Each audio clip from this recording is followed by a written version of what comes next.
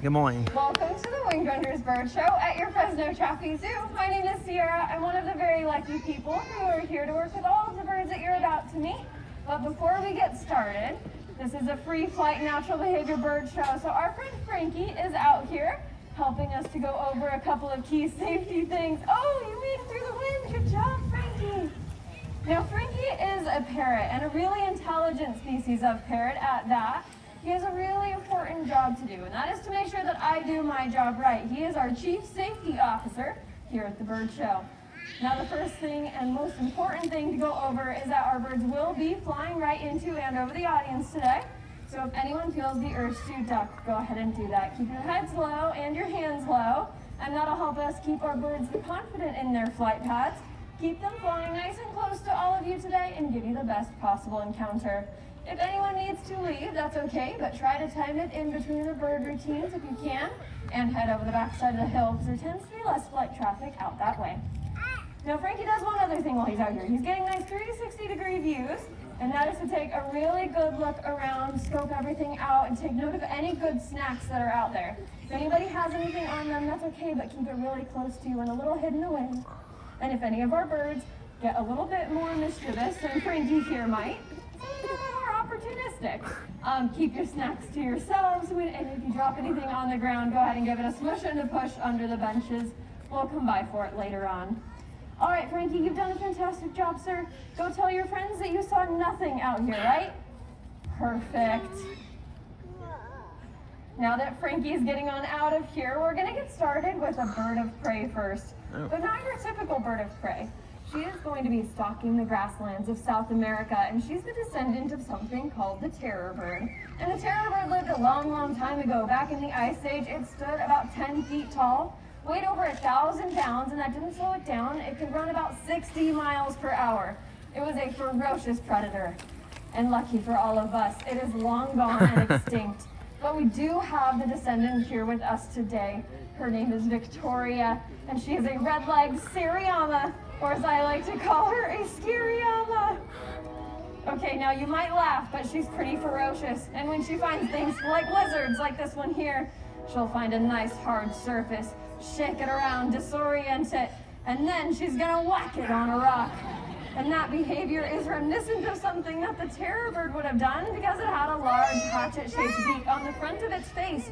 So scientists think that it would just whack its face into things to really pulverize its prey into something that it could swallow whole. And if all of that wasn't enough, she also has a very sharp inner toenail she can use as well. Sits upright like a velociraptor claw, and that allows her to get it apart even further. All right, Victoria, I think let's do one more. Really make it count. Ooh, that was a good one. Great work. And she can get up to about 35 miles per hour. And when she sees something, she's got to have it. No worries, though. This lizard was a totally fake rubber lizard. So nobody was injured here. But even this lizard is missing some limbs, all of them, actually. Now we're going to move on to a very different kind of meat-eating bird next. And this one instead has a different strategy altogether. Instead of going out there and hunting for their prey, she's going to be looking for it already dead. And while that might sound a little bit gross that they're out there doing that, I will remind you that we go to the grocery store and we find our food dead there too. It just comes in some different packaging. Now we are going to meet a black vulture next, and her name is Beetlejuice. And we do have to summon her, just like you do in the movies. So, for those of you who aren't familiar, you have to say the name Beetlejuice nice and loud 3 times in a row. And, well, she's a little bored of her caretakers, but she's always excited to meet new victims. Guests, I'm sorry, you will probably all survive. Everybody ready? On the count of 3. 1, 2, 3. Beetlejuice, Beetlejuice, Beetlejuice. Looks like it worked. And you'll notice that our black vulture Beetlejuice does have that classic bald head that you expect of vultures. There's really good reason for it. We call it carrion. It's a little more polite. And the bald head ensures that carrion doesn't become carry out. She can simply wipe her head on things, bake out in the sun, keep herself nice and clean, while she's taking diseases like bubonic plague, anthrax, Ebola, and rabies without getting sick like herself. They are important members of our collective. So thanks for being a vulture, Beetlejuice. Well. All right, now, actually, sorry. My hands are disgusting. If somebody has a second, can you just run me out a paper towel? Reese's Pieces are a little different than Reese's Pieces.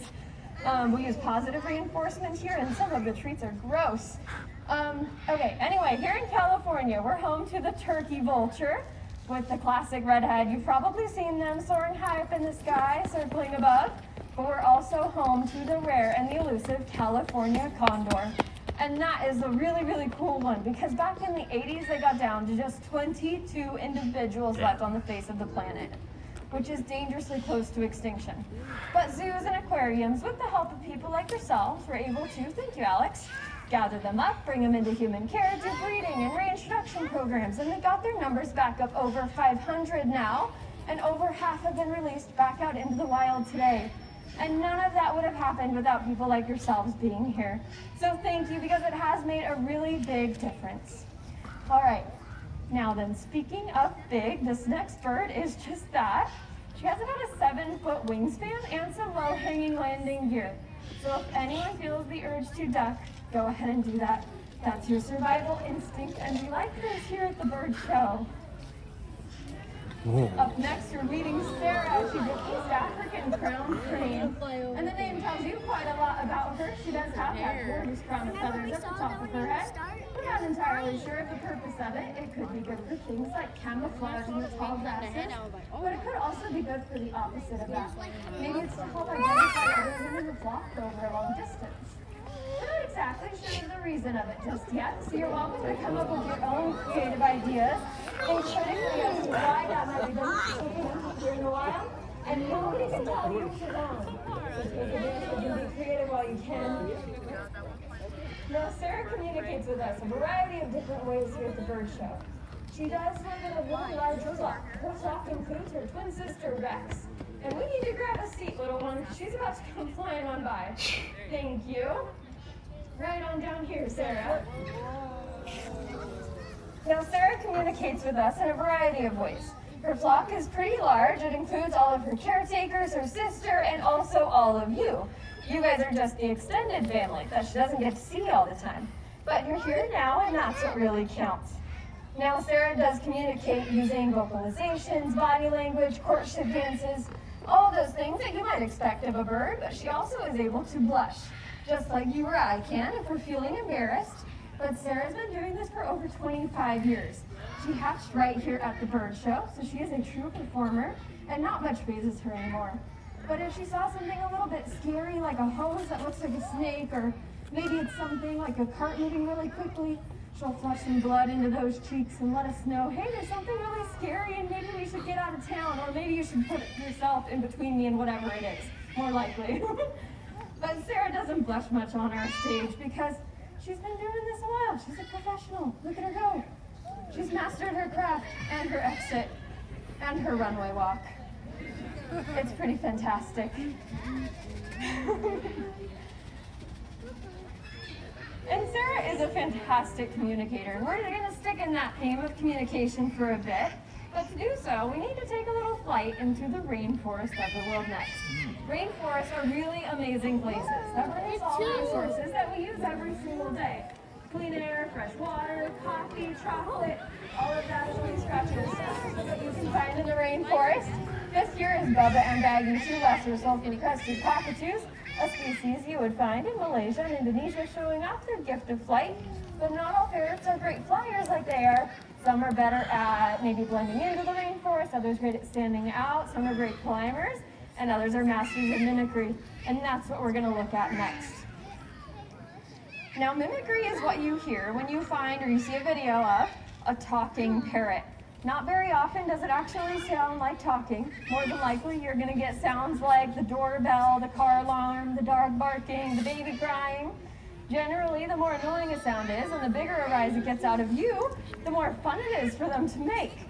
But Gabby is a pretty impressive mimic. So, we normally like to get started by telling everybody hello. Hello! Now, Gabby, as a yellow-naped Amazon, would be found in the rainforest of Mexico down into Central America. But she specifically grew up a little closer to home. She grew up at a farm. So she learned to mimic lots of interesting barnyard sounds, and she was a really big fan of another bird species, her chicken. That was a pretty good chicken. You want to do it again, your chicken? That was a weird chicken. All right, how about a horse? No, that was not a horse. Needs to go to the vet. All right, what about your horse? All right, we're gonna go back on track. Do you want to do your chicken? And a horse. And a horse. Here we go. And she was a really big fan of cartoons as well. One of her favorites was Looney Tunes. And what do you say when you see a cat?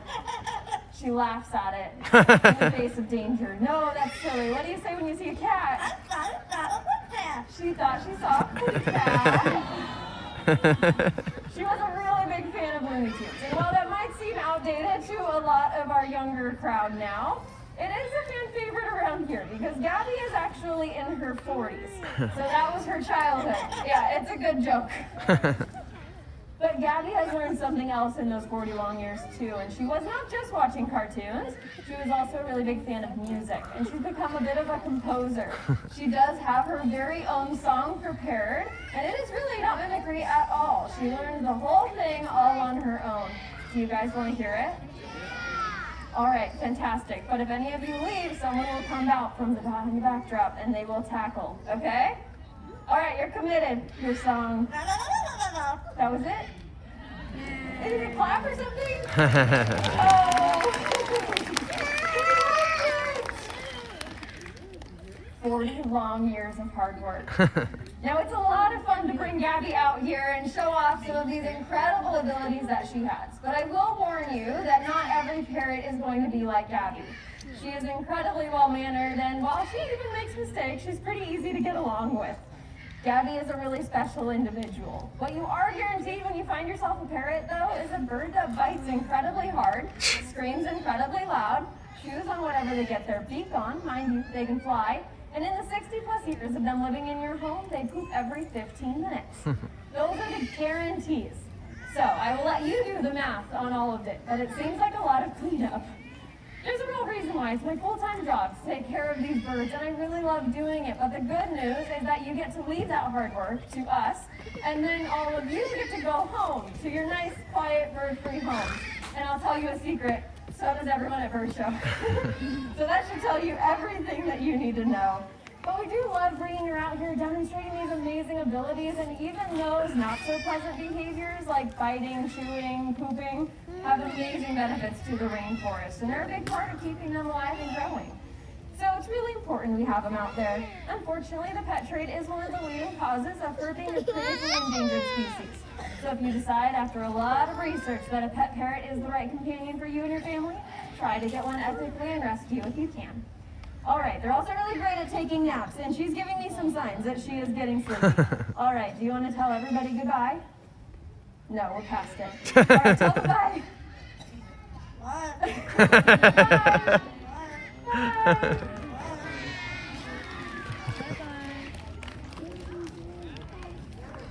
And all over the world, you can find over 10,000 species of birds, all with really amazing adaptations and ways to get around in a really cool world. We don't have time to go through all of them in this show alone, but we do have time for a couple more. Really quick though, I do again just want to say thank you for being here today. Because from the moment you walk through our doors, you've been supporting conservation efforts in the form of your ticket, your membership, a corn dog, a stuffed animal. A portion of all of it goes into our conservation fund, helping animals like these, but also animals all over the world and here locally too. So thank you for choosing to be a part of it. Now, if you do want to take it a step further, Goofy here actually takes donations. Yeah, you do. And he takes those donations in dollar bills, and 100% of those funds go to helping wildlife out there in the world. So that's just one way you can make a little bit more of a direct impact today. But you've done plenty by being here, so come on down, ask us any questions that you have. You can also do things like, you can reduce, reuse, recycle, pick up trash when you see it. The really big things that we can do is often in the everyday small decisions that we make. So feel free to do those in your everyday lives, but still continue to come on back to the zoo. And you can come down, ask us any questions that you have. Some of our birds will give you a nice wave goodbye, and you can see any of them up close and personal. But from all of us here at the Wing Wonders Bird Show, we hope you have a wonderful day here at your Fresno Chaffee Zoo. Bye. Like, subscribe for more content like this. Hey, look at this guy. Let's go feed the buddy some money. Let's go.